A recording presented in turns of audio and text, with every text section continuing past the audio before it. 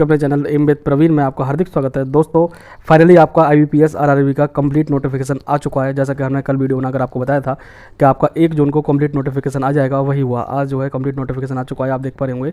Recruitment of officers skill first, second and third, यानी कि आपका PO लेवल और ऑफिस असिस्टेंट मल्टीपर्पज़ यानी क्लेरिकल कैडर। तो इन दोनों के लिए कंप्लीट नोटिस आप यहाँ पे देख पा रहे होंगे। हालांकि हमने इंपॉर्टेंट डेट्स के रिगार्डिंग आपसे जो है कल ही बात कर ली थी, कल ही आपको बता दिया था। और इसी नोटिफिकेशन में आपको लिंक भी अवेलेबल करा दिया गया है। Click here to apply for the post of officer scale first, जिसमें कि सिंपल ग्रेजुएट मांगते हैं और आप सभी अप्लाई कर सकते हैं जो भी कैंडिडेट ग्रेजुएट हैं। और सेकंड लिंक दिया हुआ है इन्होंने officer skill second and third. इसमें IT वगैरह की इसमें स्पेशल कोर्स का कुछ वो है, स्पेशल कोर्स वालों को ही ऑफिसर स्किल सेकंड थर्ड में अप्लाई कर सकते हैं। नोटिफिकेशन में आपको मैं अभी दिखा दूंगा। बाकी ऑफिस असिस्टेंट मल्टीपर्पज़ यानी क्लेरिकल कैडर, ये एक ऐसा कैडर है जिसमें इसमें और आपको ऑफिसर स्किल फर्स्ट, इन दोनों फॉर्मों के लिए कोई भी सिंपल ग्रेजुएट कैंडिडेट अप्लाई कर सकता है। बाकी आगे बात करें पार्टिसिपेटिंग RRBs, जैसा कि आप देख पा रहे होंगे, ये आपके स्टेट की लिस्ट है। अगर आप इनमें से किसी स्टेट से बिलोंग करते हैं और उस स्टेट में कौन कौन सी RRB हैं, जैसे उत्तर प्रदेश की बात करें तो आर्यावर्त बैंक है। और यहाँ पर जो है आपको रीजनल लैंग्वेज हिंदी की नॉलेज होनी चाहिए, हिंदी आपके पास में 10th क्लास में होनी चाहिए। इसका हेड ऑफिस लखनऊ है। ऐसे ही आप अपने अगर आप इनमें से किसी स्टेट से बिलोंग करते हैं तो देख लीजिए आपके स्टेट में कौन सी बैंक हैं। तो ये पार्टिसिपेटिंग RRBs हैं, पूरी वीडियो को पोस्ट करके आप देख सकते हैं। बाकी दोस्तों एज लिमिट की बात करें, कल एज लिमिट का हम नहीं बता पाए थे, तो एज लिमिट का ये है कि जो ऑफिसर स्किल थर्ड है उसके लिए 21 से 40 के बीच में एज मांगी है। और किस रेंज में चाहिए वो आप यहाँ पे देख पा रहे होंगे। 3/6/1983 और 31 मई 2002, यानी 31 मई 2002 के बाद का कैंडिडेट ना हो और 3 जून 1983 से पहले का कोई कैंडिडेट ना हो, और दोनों ही डेट इंक्लूड हैं। तो दोस्तों इस रेंज में अगर आप हैं तो आप officer skill third senior manager के लिए अप्लाई कर सकते हैं। बाकी ऑफिसर स्किल सेकंड यानी मैनेजर की बात करें तो इसमें एज लिमिट 21 से 32 है, रेंज इसकी ये लाई कर रही है। और बात करें ऑफिसर स्किल फर्स्ट यानी PO असिस्टेंट मैनेजर, जिसमें कि सिंपल ग्रेजुएट मांगते हैं और उसमें मोस्टली कैंडिडेट अप्लाई करते भी हैं। इसमें 18 से 30 के बीच में एज लिमिट है और ये दोनों डेट इंक्लूड हैं, इसके बाद का कोई कैंडिडेट ना हो और इससे पहले का कोई कैंडिडेट ना हो। बाकी सबसे ज़्यादा जो फॉर्म पढ़ते हैं वो आपके ऑफिस असिस्टेंट मल्टीपर्पज़ यानी क्लेरिकल कैडर, क्लर्क के लिए पढ़ते हैं। इसमें 18 से 28 की एज लिमिट है और 2/6/1995 से 1 जून 2005 के बीच में अगर आप लाई कर रहे हैं तो आप इस फॉर्म को अप्लाई कर सकते हैं। बाकी कैटेगरी वाइज जो रिलैक्सेशन मिलेगा वो आप यहाँ पे देख पा रहे होंगे। SC ST के लिए 5 साल का है, OBC 3 साल और PWD कैंडिडेट के लिए 10 साल, एक्स सर्विसमैन के लिए ये सारा आप कुछ जो है देख पा रहे होंगे। अगर आप इनमें से किसी कैटेगरी से बिलोंग करते हैं तो आप यहाँ पे देख लीजिए वीडियो को पुश करके कि आपको जो है किस कैटेगरी में कितना एज रिलैक्सेशन मिलने वाला है। बात करें दोस्तों एजुकेशनल क्वालिफिकेशन या पोस्ट क्वालिफिकेशन की, तो जैसा आप देख पा रहे हैं पहले नंबर पर है ऑफिस असिस्टेंट मल्टीपर्पज़ यानी क्लर्क। इसमें मैंने बताया था सिंपल ग्रेजुएट, यहाँ बैचलर डिग्री, अगर आपका बैचलर डिग्री है किसी भी डिसिप्लिन में हो, डजंट मैटर, अगर आप ग्रेजुएट हैं देन यू कैन अप्लाई। और proficiency in local language as prescribed by the participating RRBs। Proficiency language मतलब जैसे अगर आप UP से अप्लाई करते हैं तो आपको हिंदी में जो है प्रोफिशिएंट होना चाहिए। हिंदी आपके पास में 10th और 12th क्लास में होनी चाहिए और हिंदी में जो है आप जो है अच्छे होने चाहिए, कुल मिला के ये है। बाकी डिजायरेबल इनका वर्किंग नॉलेज ऑफ कंप्यूटर, जो जिनके पास में वर्किंग नॉलेज ऑफ कंप्यूटर है उनको जो है प्रायोरिटी ज़्यादा दी जाएगी, ऐसा इसमें कहा गया है। बाकी ऑफिसर स्किल फर्स्ट की बात करें तो इसमें भी bachelor degree in any discipline, अगर ये भी वही चीज़ है, इसमें अगर आप सिंपल ग्रेजुएट हैं तब भी आप अप्लाई कर सकते हैं। बाकी प्रेफरेंस उन लोगों को ज़्यादा दिया जाएगा जो agriculture, horticulture, forestry, animal husbandry, veterinary science, agricultural engineering और आपका ये PC कल्चर है, एग्रीकल्चर है, मार्केटिंग है और cooperation, information technology, management, law, economics और अकाउंटेंसी। अगर इससे आप ग्रेजुएट हैं देन आपके लिए बहुत ही ज़्यादा बेनिफिशियल होने वाला है, क्योंकि प्रायोरिटी फिर इस केस में आप लोगों को दी जाएगी। और प्रोफिशिएंसी इन लोकल लैंग्वेज, जैसे कि मैंने बताया, अगर आप UP से हैं तो हिंदी में आपको प्रोफिशिएंट होना चाहिए पार्टिसिपेटिंग RRB के अकॉर्डिंग। और वर्किंग नॉलेज ऑफ कंप्यूटर, जो इनके पास वर्किंग नॉलेज ऑफ कंप्यूटर है उन्हें जो है प्रायोरिटी ज़्यादा दी जाएगी। बात अगर हम आगे करें ऑफिसर स्किल सेकंड के लिए, आप देख पा रहे होंगे इसमें दोस्तों bachelor degree in any discipline और बात इसमें वही है सिंपल ग्रेजुएट। साथ के साथ इसमें दोस्तों वही चीज़ आपको हॉर्टिकल्चर, फॉरेस्ट्री, एनिमल हस्बेंड्री, इन लोगों को प्रायोरिटी दी जाएगी। लेकिन इसमें लोग कम इसलिए अप्लाई कर पाते हैं क्योंकि इसमें जो है 2 साल का एक्सपीरियंस मांगते हैं। 2 years as an officer in bank और फाइनेंशियल इंस्टीट्यूशन, मीन्स आपने एक अधिकारी के रूप में किसी भी बैंक में 2 साल तक काम किया हो, चाहे वो प्राइवेट हो या गवर्नमेंट हो, डजंट मैटर, लेकिन 2 साल का आपके पास एक्सपीरियंस होना चाहिए। बाकी अगर बात करें ऑफिसर स्किल सेकंड की, ये आपका स्पेशलिस्ट ऑफिसर मैनेजर है। इसकी जो क्वालिफिकेशन आप यहाँ पे देख पा रहे होंगे, bachelor degree from a recognized university का electronics communication, computer science, information technology, कुल मिला के ये B.Tech मांगा है इसमें। B.Tech अगर आप CS से हैं, EC से हैं, IT से हैं देन आप लोग इस फॉर्म को अप्लाई कर सकते हैं। बाकी डिजायरेबल ये है कि जिन्हें ASP PHP C++ जावा BC OCP एक्सेट्रा ये सारी चीज़ें जो है डिजायरेबल है उनका। और CA भी डिजायरेबल में है। लॉ ऑफिसर के लिए 1 साल का चार्टेड अकाउंटेंट CA वालों के लिए, अगर आपके पास में CA का कोर्स है तो 1 साल का आपके पास में CA का अकाउंट होना चाहिए एक्सपीरियंस। और लॉ ऑफिसर में आपको 2 ईयर्स का एज ए एडवोकेट, जी हाँ दोस्तों 2 ईयर एज एन एडवोकेट और should be have work as law officer, आपने 2 साल का लॉ ऑफिसर के रूप में काम किया हुआ हो। तो इन पोस्टों के लिए तो कैंडिडेट कम ही अप्लाई करते हैं इन दोनों पोस्टों के लिए, क्योंकि इसमें वही कैंडिडेट अप्लाई कर सकते हैं जो जिन्हें एक्सपीरियंस है इन चीज़ों का। बाकी और आप यहाँ पर देख पा रहे होंगे ट्रेजरी मैनेजर के लिए ये सारा आप एक बार रीड कर लीजिएगा। Officer skill 3rd senior manager, इसमें बैचलर डिग्री किसी भी उससे डिसिप्लिन से डजंट मैटर, और उन लोगों को प्रायोरिटी दी जाएगी जो horticulture, forestry, animal husbandry, agriculture से हैं। बाकी इसमें 5 साल का एक्सपीरियंस मांगा है। अगर आप इस फॉर्म में अप्लाई कर सकते हैं तो करना चाहते हैं तो वीडियो को पोस्ट करके आप इसे एक बार रीड कर सकते हैं। एग्जाम फीस की बात करें तो दोस्तों officer skill 1st, 2nd, 3rd तीनों के लिए 175 रुपये तो SC ST PWD DVD candidate के लिए हैं इंक्लूसिव ऑफ GST। बाकी 850 rupee for all other category like EWS OBC UR। ठीक, अगर हम ऑफिस असिस्टेंट यानी क्लर्क की बात करें इसमें वही 175 रुपये SC ST PWD ex serviceman candidate और 850 रुपये ऑल अदर कैंडिडेट के लिए चार्जेबल है। दोस्तों IBPS RRB के ऑनलाइन एग्जाम का स्ट्रक्चर एक बार समझ लेते हैं कि स्ट्रक्चर किस टाइप का है। आप देख पा रहे होंगे प्रिलिमिनरी एग्जामिनेशन जो कि ऑब्जेक्टिव है। अगर हम सबसे पहले बात करें ऑफिस असिस्टेंट मल्टीपर्पज़ यानी क्लर्क की, इसमें दोस्तों ये प्रीलिम्स का है। प्रीलिम्स में दोस्तों रीजनिंग का सेक्शन रहता है और न्यूमेरिकल एबिलिटी का। रीजनिंग में आपको दोस्तों 40 क्वेश्चन देखने को मिलते हैं 40 ही नंबर के।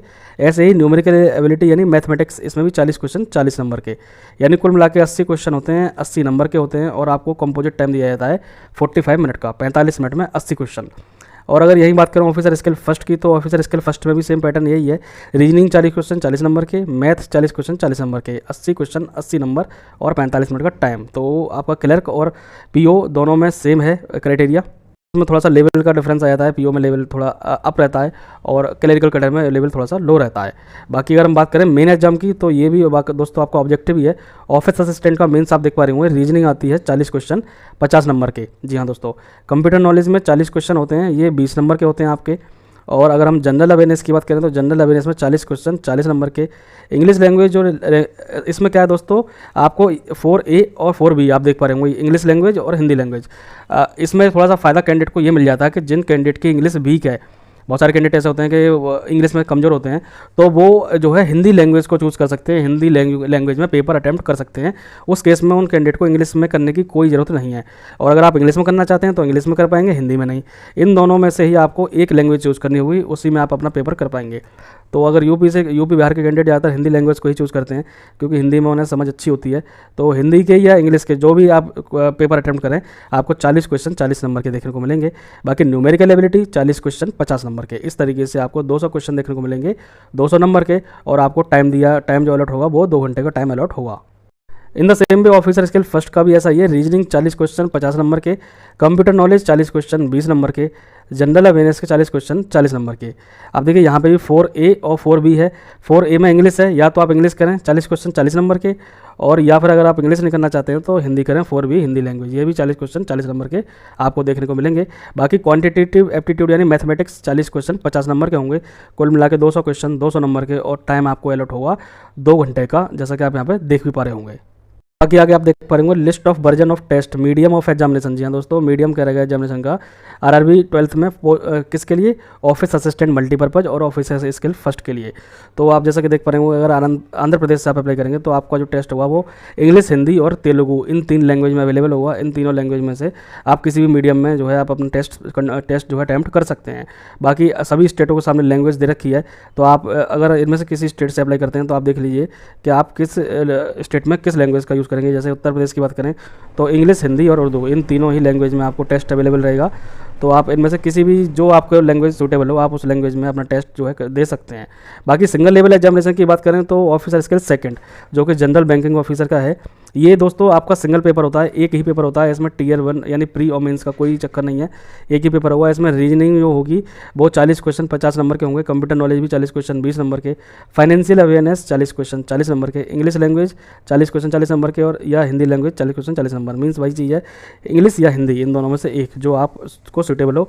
बाकी quantitative aptitude and data interpretation, जी हाँ दोस्तों 40 क्वेश्चन 50 नंबर। पैटर्न लगभग सेम ही है, 200 क्वेश्चन 200 नंबर, और टाइम है आपको 2 घंटे का गिवन।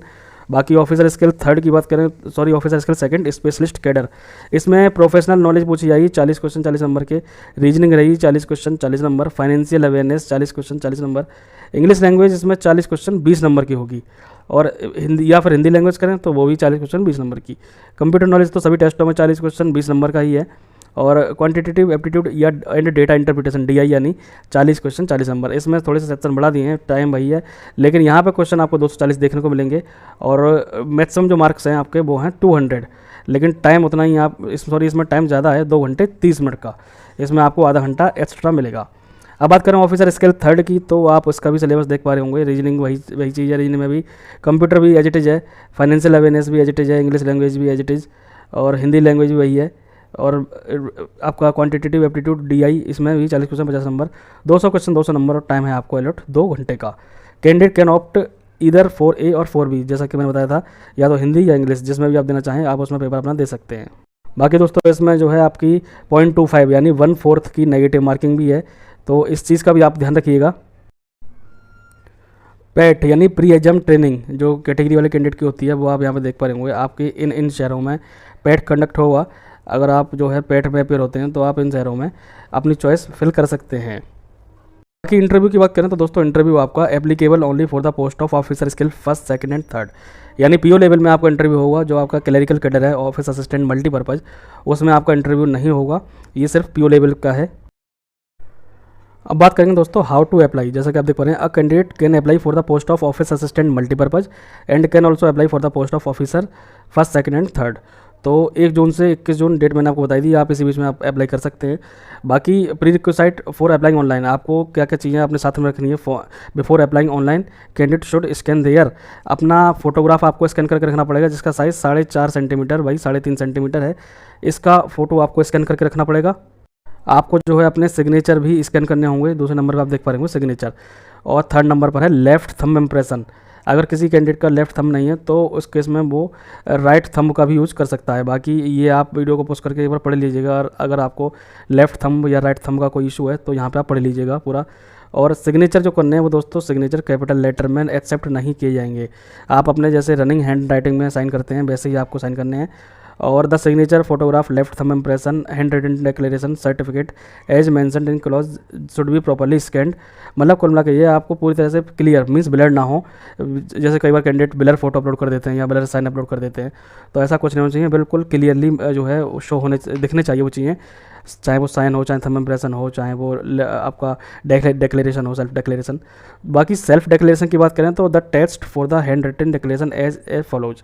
आपको जो हैंड रिटन डिक्लेरेशन अपलोड करना है वो कुछ इस तरीके का फॉर्मेट में अपलोड करना है, जैसा कि मैं आपको दिखा दूँ। आपको बिल्कुल एज इट इज़ आपको करना ये है कि आप एक A4 साइज़ का पेज ले लें या कोई भी साफ़ क्लीन पेज ले लें और साफ़, उसमें दोस्तों आपको सबसे पहले डबल इन्वर्टेड कॉमा लगाना है, जैसे आई से पहले आप यहाँ पे देख पा रहे होंगे लग रहा है।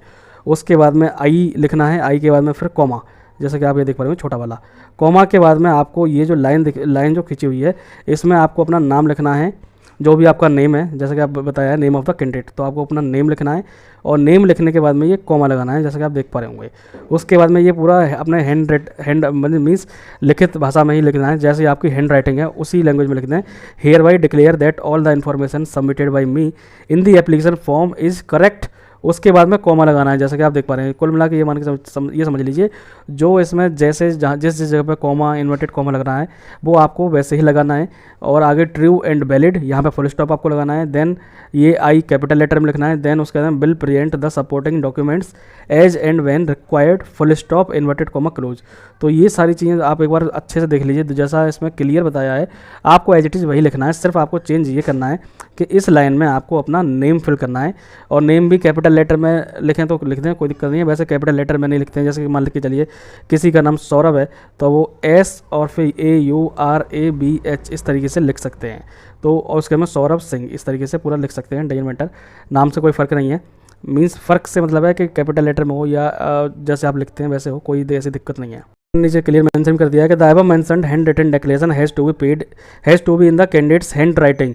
कैंडिडेट अपनी खुद हैंड राइटिंग में लिखेगा, किसी से लिखवाएगा नहीं। एंड इन इंग्लिश ओनली, और ये इंग्लिश में ही है वैसे तो, लेकिन फिर भी आप इंग्लिश में ही लिखें। And should not be in the capital letter, मैंने पहले बता दिया कैपिटल लेटर में लिखना नहीं है। If it is written by anybody else, अगर किसी और के द्वारा ये लिखा जाता है और इन अदर लैंग्वेज या किसी और भाषा में लिखा जाता है, तो इस केस में application will be considered as invalid, तो इस केस में एप्लीकेशन को जो है इनवैलिड घोषित कर दिया जाएगा। IUPS RRB के टेंटेटिव शेड्यूल की बात कर लें तो टेंटेटिव शेड्यूल ये है कि आपका ये ऑनलाइन फॉर्म 1 जून से 21 जून तक चलेगा, ये हमने पहले बता दिया। और payment of application fees payment भी आप इसी दौरान कर सकते हैं। बाकी download call letter for pre exam training, जो कि 10 जुलाई से आपके pre exam call letter download का लिंक एक्टिवेट हो जाएगा। और प्री एग्जाम ट्रेनिंग 17 जुलाई से 22 जुलाई तक कंडक्ट होगी। अगर हम बात करें प्रीलिम्स एग्जाम की, तो आपका ये प्रीलिम्स एग्जाम जो है download of call letter download करने की जो डेट है वो या तो जुलाई लास्ट वीक में ही आ जाएगा या फिर अगस्त फर्स्ट वीक में आपके, वैसे तो अगस्त फर्स्ट वीक में आपका एग्जाम ही है, तो आपका ये कॉल लेटर जो है जुलाई लास्ट वीक में ही आ जाएगा। और प्रीलिम्स एग्जाम की बात करें तो ये अगस्त 2023 में कंडक्ट होगा। प्रीलिम्स एग्जाम की डेट पहले से ही कंफर्म थी, पहले से ही क्लियर कर दिया था IUPS ने कि ऑफिस असिस्टेंट और ऑफिसर स्किल फर्स्ट की डेट क्या क्या रहने वाली हैं। हमने कल वीडियो में बताया था 5 अगस्त को है आपका एग्जाम, 6 अगस्त को है, 12 अगस्त, 13 अगस्त और 19 अगस्त। इन 5 डेटों में आपका ऑफिस असिस्टेंट मल्टीपर्पज़ और ऑफिस स्किल फर्स्ट, इन दोनों ही पोस्टों के इन 5 दिनों में एग्जाम आपके करा लिए जाएंगे। तो 5 तारीख से आपका एग्जाम शुरू है, तो हो सकता है 1-2 अगस्त को भी एडमिट कार्ड आए, लेकिन ऐसा नहीं होगा, आपको जुलाई लास्ट वीक में ही आपको एडमिट कार्ड देखने को मिल जाएगा। बाकी जो मेन एग्जाम होगा आपका ऑफिसर स्किल फर्स्ट का, वो 10 सितंबर को रहेगा। और ऑफिस असिस्टेंट यानी क्लर्क वाला 16 सितंबर को एग्जाम रहेगा। और ऑफिसर स्किल सेकंड और थर्ड की जो आपका सिंगल एग्जाम है वो भी आपको 10 सितंबर को रहेगा। कुल मिलाकर ऑफिसर स्किल फर्स्ट मेन और officer skill second third single paper ये 10 सितंबर को ही कंडक्ट करवा लिए जाएंगे। और इसका रिजल्ट की बात करें तो दोस्तों रिजल्ट आपको सितंबर 2023 में देखने को मिल जाएगा। और मेन एग्जाम की तो मैंने बता दिया, मेन या सिंगल एग्जाम ये सितंबर 2023 में, डेट मैंने आपको अभी पीछे दिखाई दी थी। और ऑनलाइन मेन सिंगल वही सितंबर में ही है, कॉल लेटर भी सितंबर में जाएगा और एग्जाम भी सितंबर में हो जाएगा, डेट मैंने आपको दिखाई दी। बाकी डिक्लेरेशन ऑफ रिजल्ट की बात करें मेन या सिंगल, ये अक्टूबर में आपका रिजल्ट डिक्लेयर होगा। और इंटरव्यू के लिए कॉल लेटर जो आपके हैं वो अक्टूबर नवंबर में डाउनलोड का लिंक एक्टिवेट हो जाएगा। और इंटरव्यू कंडक्ट जो होगा वो भी आपका अक्टूबर लास्ट वीक या नवंबर फर्स्ट वीक में आपका इंटरव्यू कंडक्ट करा लिया जाएगा। और प्रोविजनल अलॉटमेंट दोस्तों जिसका सबमिट करते हैं, प्रोविजनल अलॉटमेंट जो होगा आपका officer scale first second third और ऑफिस असिस्टेंट मल्टीपर्पज़ दोनों का ही जनवरी 2024 में आपका अलॉटमेंट हो जाएगा। वैसे 1 जनवरी या 2 जनवरी तक जो है अलॉट कर देते हैं, नई साल का तोहफा देते हैं IUPS उन सभी कैंडिडेट के लिए जो भी इन पोस्टों में जो है पास कर जाते हैं या जॉब पा जाते हैं, तो उनके लिए ये कंप्लीट नोटिफिकेशन मिल जाता है। दोस्तों IUPS RRB की वैकेंसीज़ की बात करें तो ये सबसे पहले बात कर रहे हैं ऑफिस असिस्टेंट मल्टीपर्पज़ यानी क्लरिकल कैडर की। तो अगर आप स्टेट आंध्र प्रदेश से हैं तो आंध्र प्रदेश स्टेट में 3 बैंकें पार्टिसिपेट कर रही हैं इस बार। और कैटेगरी वाइज दोस्तों मैं हर वैकेंसी तो नहीं बता पाऊँगा, आप यहाँ पर देख लीजिए। पहला SC है, फिर ST, then OBC, EWS, general, total vacancy भी दे रखी है। बाकी PH कैंडिडेट की भी वैकेंसी दे रखी है कि कितनी वैकेंसी किस पोस्ट की हैं। तो आंध्र प्रदेश में 3 बैंकें पार्टिसिपेट कर रही हैं, वैकेंसी आप देख लीजिए। अरुणाचल प्रदेश में 1 ही बैंक पार्टिसिपेट कर रही है, उसकी वैकेंसी ये है। आसाम में भी 1 ही बैंक है, बिहार में 2 बैंकें पार्टिसिपेट कर रही हैं, वैकेंसी आप देख लीजिएगा। छत्तीसगढ़ में 1 बैंक पार्टिसिपेट करेगी। गुजरात में 2 बैंकें पार्टिसिपेट कर रही हैं, हरियाणा में 1 बैंक है, हिमाचल प्रदेश में 1 बैंक है, जम्मू कश्मीर में 2 ग्रामीण बैंक हैं। और इन ग्रामीण बैंकों में किसकी वैकेंसी है कैटेगरी वाइज, आप इनमें से किसी कैटेगरी से बिलोंग कर रहे हैं तो आप ये वैकेंसीज देख लीजिएगा। बाकी झारखंड की बात करें तो झारखंड एंड राज्य ग्रामीण बैंक 1 ही बैंक पार्टिसिपेट कर रही है। कर्नाटका में 2 बैंकें हैं, केरला में 1 है, मध्य प्रदेश में 2 बैंकें पार्टिसिपेट कर रही हैं, महाराष्ट्र में भी 2 बैंकें हैं, मणिपुर में 1 है, मेघालय में 1 है, मिजोरम में 1 है, नागालैंड में 1 है, उड़ीसा में 2 ग्रामीण बैंकें हैं। और वैकेंसी इधर साथ के साथ वैकेंसी भी आप देखते चलिएगा। और बात करें पुडुचेरी की तो पुडुचेरी में 1 बैंक है, पंजाब में भी 1 बैंक है, राजस्थान में 2 ग्रामीण बैंक पार्टिसिपेट कर रही हैं, तमिलनाडु में भी 1 बैंक है, तेलंगाना में 2 बैंकें हैं जो पार्टिसिपेट कर रही हैं एज ए ग्रामीण बैंक, त्रिपुरा में 1 बैंक है और उत्तर प्रदेश में दोस्तों आपकी 3 बैंक हैं, आर्यावर्त बैंक, बड़ौदा यूपी बैंक और प्रथमा यूपी ग्रामीण बैंक। तो ये सारी वैकेंसी हैं। बाकी इसमें दोस्तों आप देख पा रहे होंगे बड़ौदा यूपी ग्रामीण बैंक में अभी NR आ रहा है। NR का मतलब है जितनी बड़ी बैंकों में NR आप देख पा रहे हैं, NR का मतलब है नॉट रिपोर्टेड। तो इन बैंकों ने अभी जो है रिपोर्ट नहीं किया है, लेकिन जैसे जैसे ये प्रक्रिया आगे बढ़ेगी जो है इस जॉब की, वैसे वैसे आपकी ये वैकेंसी भी खुल जाएंगी और वो बैंकें भी रिपोर्ट करेंगी और वैकेंसी बढ़ेंगी। तो फिलहाल यूपी में आर्यावर्त बैंक में आप देख पा रहे होंगे कितनी वैकेंसीज हैं। जैसे मैं आपको दिखा दूँ एक बार, आर्यावर्त बैंक ये वाली है, तो इसमें टोटल 422 वैकेंसी हैं और कैटेगरी वाइज आप यहाँ पर देख लीजिए। बाकी प्रथमा यूपी ग्रामीण बैंक में 170 टोटल वैकेंसीज हैं और बची हुई जो कैटेगरी वैकेंसी है वो आप यहाँ पर देख लीजिए। उत्तराखंड में भी दोस्तों एक भी बैंक पार्टिसिपेट कर रही है। वेस्ट बंगाल में 3 बैंक यहाँ पार्टिसिपेट कर रही हैं। अब बात कर लेते हैं ऑफिसर स्किल फर्स्ट की। तो ऑफिसर स्किल फर्स्ट में आप यहाँ पे देख लीजिए दोस्तों, हर बैंक का तो मैं नहीं पढ़ के बता पाऊंगा, बैंक का मैंने बता ही दिया कितनी बैंक पार्टिसिपेट कर रही हैं। बाकी कैटेगरी वाइज आप देख लीजिए, अगर आप इनमें से किसी स्टेट से बिलोंग करते हैं तो उन स्टेटों में कौन कौन सी कैटेगरी से आप बिलोंग करते हैं वो भी आप देख लीजिएगा, और वीडियो को पोस्ट करके आप अपनी वैकेंसीज देख सकते हैं। यूपी की आप देख लीजिए, यूपी में जो है टोटल अगर बात करें तो 157 तो आर्यावर्त बैंक में है, और प्रथमा यूपी ग्रामीण बैंक में आपकी 73 वैकेंसी हैं। बाकी बड़ौदा यूपी ने तो अभी नॉट रिपोर्ट है, रिपोर्ट किया ही नहीं है। तो ये आप वैकेंसी देख लीजिए। ये ऑफिसर स्किल सेकंड यानी एग्रीकल्चर ऑफिसर की हैं। आप यहाँ पे देख लीजिए, वीडियो को मैं हल्का हल्का सा स्पेस को धीमे धीमे से स्क्रॉल डाउन करता चल रहा हूँ, आप यहाँ पे देख लीजिए। दोस्तों मैं आपको बताऊँ, ये बहुत सारी पोस्ट हैं, जैसे अब ऑफिसर स्किल सेकंड में मार्केटिंग ऑफिसर का आ गया, इसमें भी दोस्तों मार्केटिंग ऑफिसर में भी दोस्तों आप यहाँ पे देख लीजिएगा। तो इन पोस्ट में इनमें तो ज़्यादातर 0-0 का हिसाब किताब है। बाकी ये ट्रेजरी मैनेजर का है ऑफिसर स्किल सेकंड। मैं आपको स्क्रॉल डाउन करके दिखाते चल रहा हूँ, अगर आप इनमें से किसी बैंक से अप्लाई करते हैं तो आप देख लीजिए। बाकी ऑफिसर स्किल सेकंड लॉ का है ये, और लॉ की भी आप देख लीजिए यहाँ पे। ऑफिसर स्किल सीए यानी चार्टर्ड अकाउंटेंट का है ये, आप यहाँ पे ये देख पा रहे होंगे, आप अपने बैंक के हिसाब से देख लीजिएगा। ये ऑफिसर स्किल जो है आपका आईटी का है, इंफॉर्मेशन टेक्नोलॉजी, तो उनका जो वैकेंसी हैं वो ये हैं। बाकी ये दोस्तों आपका ऑफिसर स्किल सेकंड जो है जनरल बैंकिंग ऑफिसर का है, तो आप यहाँ पे इन चीज़ों को भी, इन वैकेंसियों को भी देख लीजिएगा। ऑफिसर स्किल थर्ड की बात करें तो ऑफिसर स्किल थर्ड की बात चल रही है ये, और बैंक के हिसाब से आप अपनी वैकेंसीज देख लीजिएगा। तो दोस्तों फिलहाल ये बात थी वैकेंसीज़ की। अब दोस्तों बात करें IBPS RRB में एग्ज़ाम सेंटर की, तो एग्जामिनेशन सेंटर जो है वो आप यहाँ पे देख पा रहे होंगे। यहाँ पे दोस्तों आपको प्री एग्जामिनेशन सेंटर मिलेंगे, प्रीलिम्स के जो एग्जाम सेंटर हैं, और यहाँ पे सिंगल या मेन एग्जाम के सेंटर मिलेंगे। जैसे आंध्र प्रदेश में आप देख लीजिए, आपके इतने सारे सेंटर प्रीलिम्स के रहने वाले हैं, और मेंस के लिए आपके 3 ही सेंटर हैं। ऐसे ही अरुणाचल प्रदेश में प्रीलिम्स के लिए ये है, मेंस के लिए है। आसाम में प्रीलिम्स के इतने सेंटर हैं, मेंस के इतने हैं। बिहार में प्रीलिम्स के लिए ये सारे सेंटर हैं और मेंस के लिए ये सेंटर हैं। तो छत्तीसगढ़ के भी देख लीजिए। बाकी इसके बाद में आप गुजरात का भी देख सकते हैं, हरियाणा का, हिमाचल प्रदेश में आप देख लीजिए प्रीलिम्स और मेंस का, जम्मू कश्मीर का भी प्रीलिम्स मेंस का देखा है, झारखंड में भी आप यहाँ पे देख सकते हैं प्रीलिम्स मेंस का, और कर्नाटक का भी देख सकते हैं कितने प्रीलिम्स और मेंस के सेंटर हैं। केरला में भी देख लीजिए, मध्य प्रदेश के भी हैं आप, मध्य प्रदेश में आप देख लीजिए प्रीलिम्स और मेंस में कितने सेंटर हैं। महाराष्ट्र में प्रीलिम्स में अच्छे का सेंटर है, मेंस में कम है। बाकी मणिपुर, मेघालय, मिजोरम, नागालैंड, ये भी आप देख लीजिए। और उड़ीसा में भी देख सकते हैं, उड़ीसा में कितने सेंटर हैं। पुदुचेरी, पंजाब, राजस्थान, तमिलनाडु, तेलंगाना, त्रिपुरा। और बात करें उत्तर प्रदेश की तो उत्तर प्रदेश में भी काफ़ी सारे सेंटर हैं, लाइक आगरा, अलीगढ़, प्रयागराज, बरेली, फैजाबाद, गोरखपुर, झांसी, कानपुर, लखनऊ, मथुरा, मेरठ, मुरादाबाद, मुजफ्फरनगर, वाराणसी। ये तो रहे प्रीलिम्स के एग्जाम सेंटर। और मेंस की बात करें तो मेंस के लिए आपको दोस्तों प्रयागराज है, यानी इलाहाबाद, कानपुर और लखनऊ, ये 3 ही एग्जाम सेंटर हैं आपके दोस्तों मेंस के लिए। मेरठ भी नहीं है और कहीं भी नहीं है, सिर्फ प्रयागराज, कानपुर और लखनऊ, इन 3 जगहों पे आपका मेंस एग्जाम कंडक्ट होगा।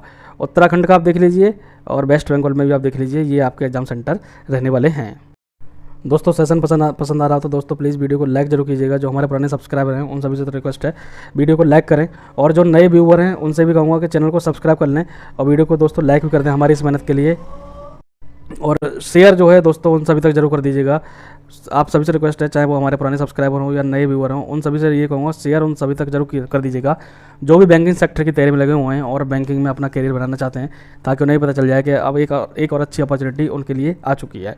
तो फिलहाल दोस्तों वीडियो में इतना ही। वीडियो में अंत तक बने रहने के लिए आपका बहुत बहुत धन्यवाद। Thank you so much friends.